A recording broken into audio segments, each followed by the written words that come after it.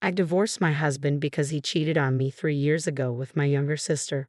When I received their wedding invitation, it felt like a double betrayal, especially when my mother said she would attend the ceremony. Feeling betrayed by everyone close to me, my mother cryptically added, "I'll do something fun, you just wait and see." Determined to exact my own justice, Aita, who had once trained and guided him at our shared workplace where I was his boss, devised a plan. Initially, he had been nervous and uncertain in his role, but over time, our relationship grew beyond professional. His proposal came after he excelled in his job and won praise from our superiors. Our wedding went smoothly, and even my sister Kate, who had quickly befriended him, praised his kindness and ambition. However, after about a year of marriage, he began arriving home late, avoiding conversations about work, and spending less time with me. Feeling neglected, I suggested a spa getaway, hoping to reconnect. "I've booked a spa trip for us next month," I told him one day, hoping to rekindle our relationship. "Huh. Oh, is that next week?" he replied absent-mindedly. "I forgot to mention, I have to go on a business trip next weekend." "What? But you've known about the spa trip for quite some time." "Well, it's work, so it can't be helped." "I see." Lamb's apartment seemed busier than ever with frequent business trips. It appeared I had no choice but to give up on our spa plans this time as well. As always, Lamb left early the next morning for his business trip. If things had gone as planned, we would have been heading to the spa together by now, I thought, feeling disappointed. Just then, the hotel called. Despite my cancellation email, they hadn't received it due to an error and called to confirm our arrival time. That's right, maybe I'll invite Kate, I considered, dialing my parents' house. Unfortunately, Kate had been out all morning and wouldn't be back. As a last resort, I decided to invite my mother to the spa. Compared to my sister, I half expected Mom to decline on such short notice, but to my surprise, she agreed. "Really? Is it okay to leave Dad alone?" I asked.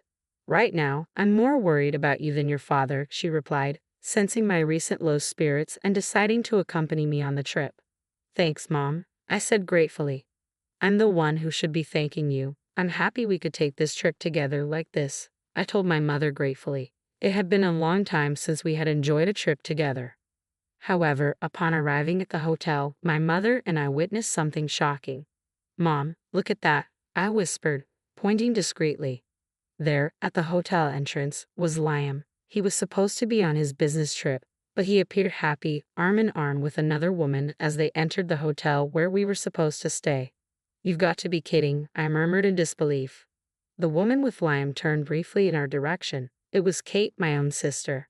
After that moment, I was in a state of shock and barely remembered how we got back home. My mother made me some tea, and slowly, my feelings began to calm. He had been deceiving me, I finally realized aloud, feeling betrayed not only by Liam but also by Kate.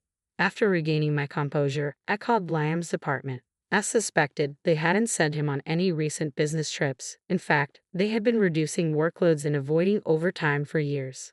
When Liam came home late or was supposedly on business trips, Kate wasn't home either. I explained to my mother, who listened quietly. So, all those times he was meeting Kate, I concluded bitterly.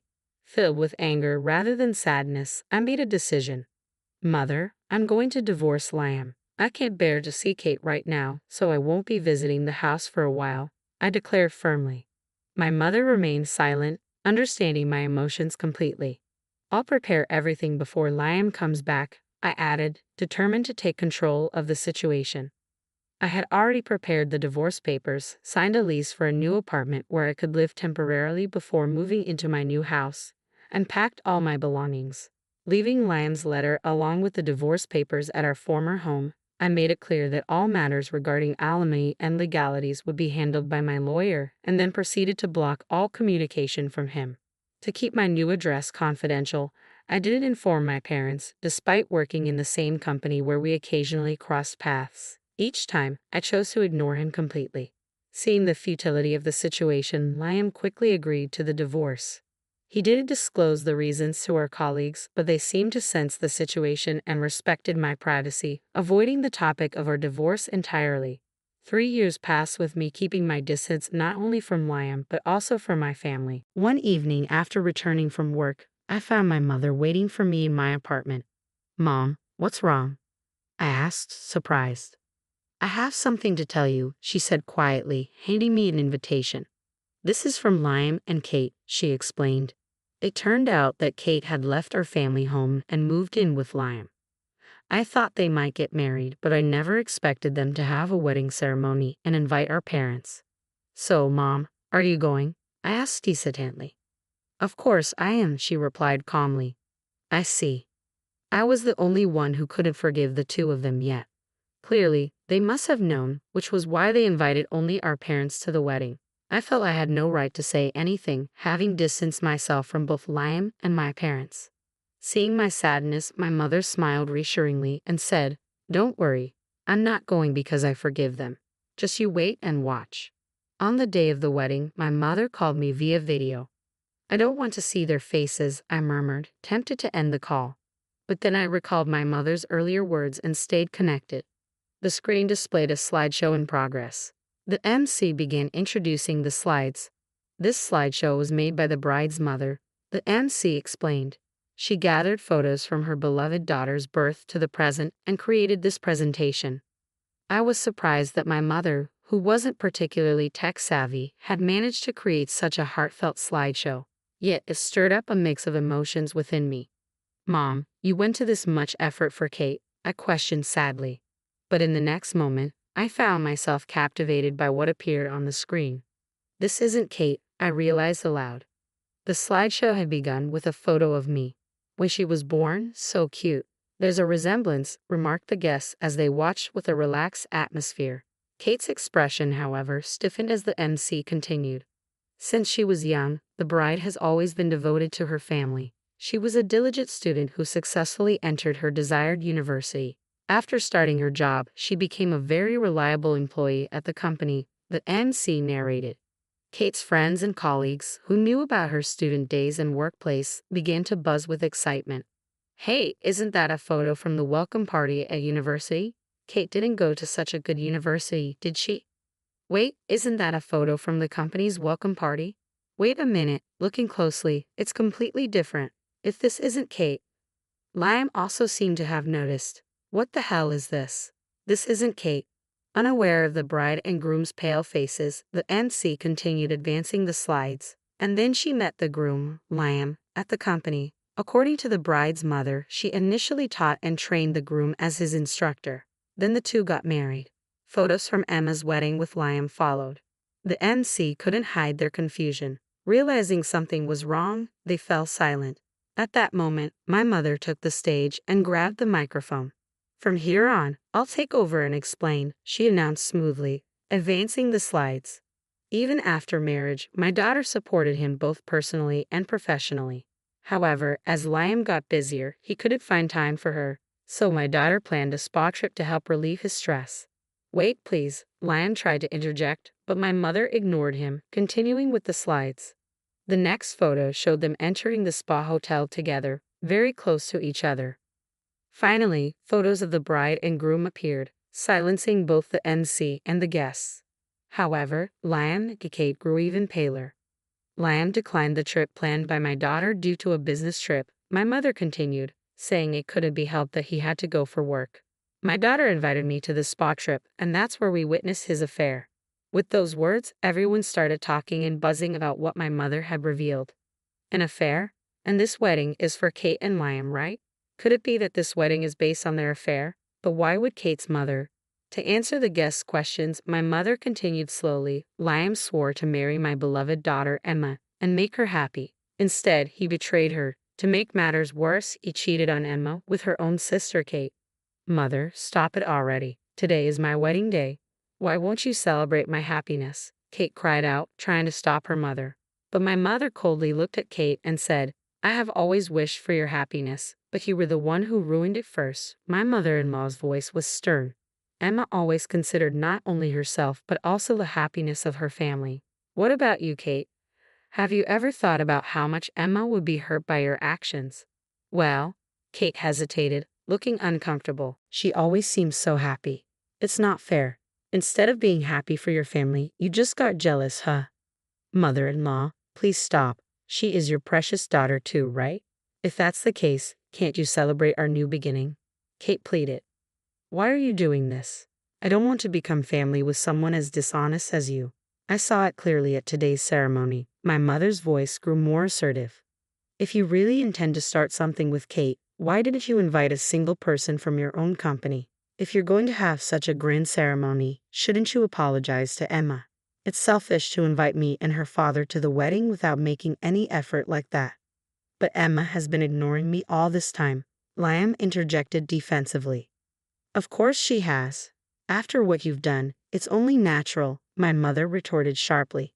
But that's all in the past, isn't it? Do you think her wounds will heal in just 3 years? Do you think you can regain our trust in such a short time? Don't be ridiculous. My mother concluded with finality. After those words, my mother angrily left the venue with my father. I could hear her voice from the cell phone.